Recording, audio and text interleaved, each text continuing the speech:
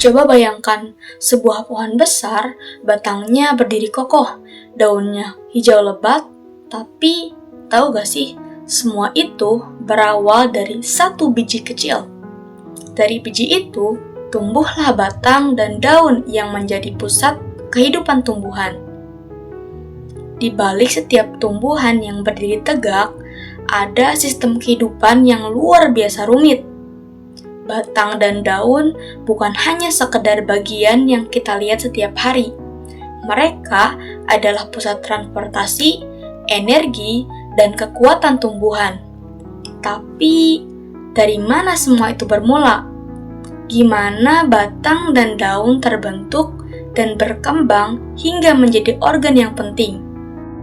Daripada bingung, ayo kita mulai perjalanan mengenal batang dan daun.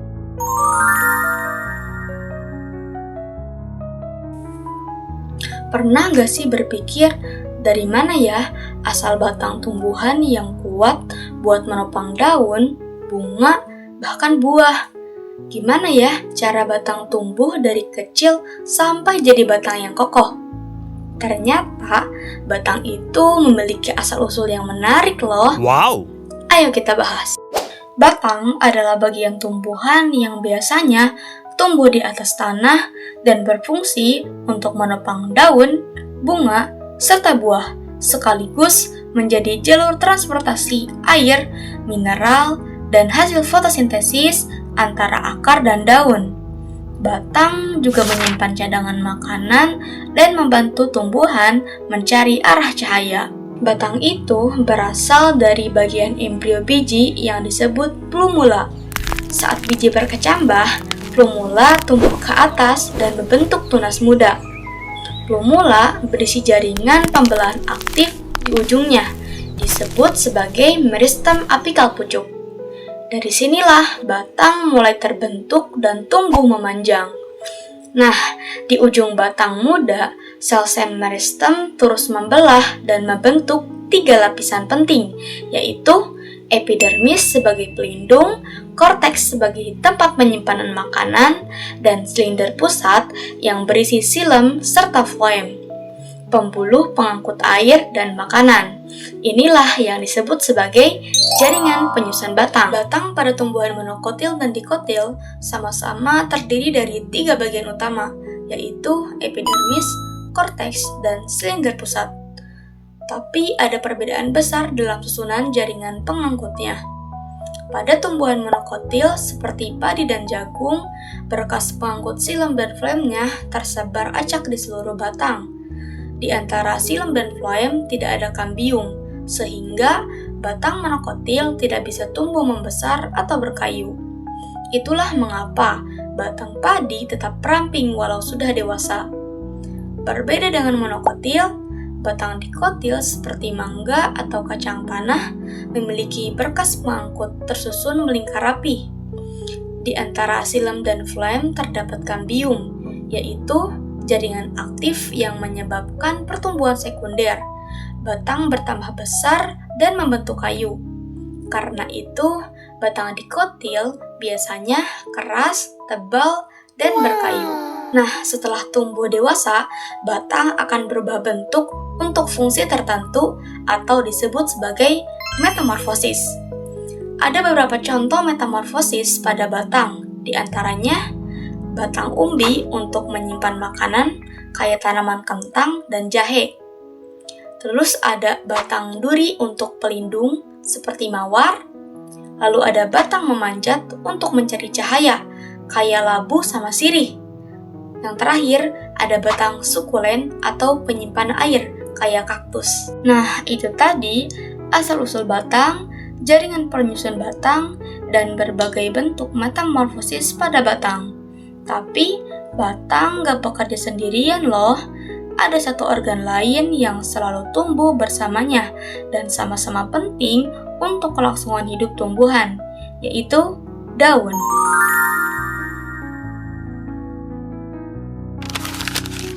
Daun merupakan organ utama tempat terjadinya fotosintesis, proses penting untuk menghasilkan makanan bagi tumbuhan.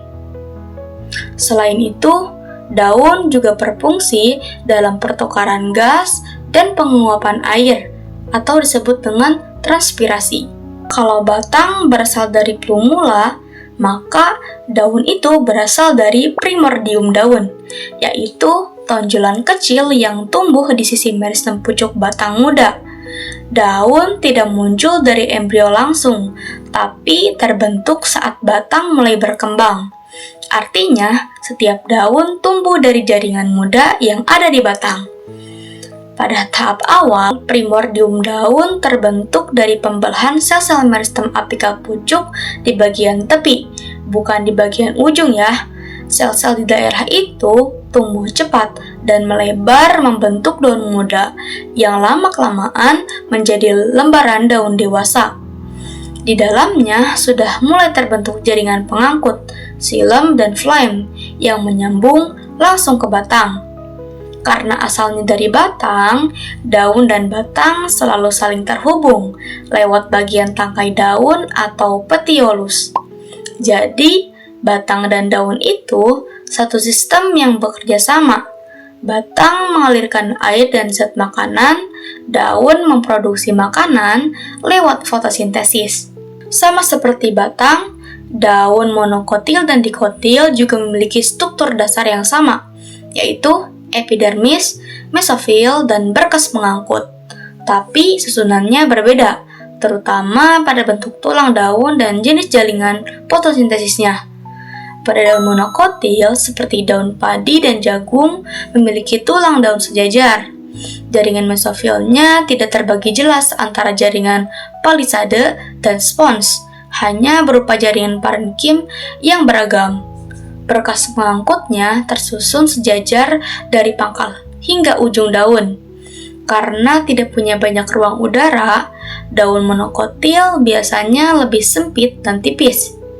Sementara daun dikotil seperti daun mangga dan kacang tanah memiliki tulang daun menyirip atau menjari. Mesofilnya terdiri dari lapisan berbeda. Lapisan atas disebut palisade, banyak mengandung kloroplas untuk fotosintesis. Lapisan bawah disebut spons, berfungsi untuk menyimpan udara. Berkas pengangkutnya tersusun menyebar mengikuti pola tulang daun. Daun juga bisa mengalami metamorfosis loh untuk beradaptasi. Contohnya, yang pertama, daun duri pada kaktus untuk mengurangi penguapan. Yang kedua, daun sulur pada kacang kapri untuk memanjat. Yang ketiga, daun pelindung pada kuncup pisang. Yang keempat, daun penyimpanan makanan pada bawang. Ternyata dari biji yang kecil, tumbuh batang dan daun yang kuat untuk menopang kehidupan tumbuhan. Batang berasal dari plumula, daun dari primordium daun, keduanya berkembang dari jaringan muda yang aktif di pucuk tumbuhan. Susunan jaringan di dalamnya membuat mereka bisa berfungsi dengan sempurna. Batang mengalirkan zat, daun menghasilkan makanan. Dan ketika tumbuhan dewasa, keduanya bisa berubah bentuk sesuai kebutuhan. Itulah yang disebut sebagai metamorfosis. Jadi, setiap bagian tumbuhan punya cerita, asal, struktur, dan fungsi yang luar biasa. Semuanya bekerja bersama demi satu hal, yaitu kehidupan.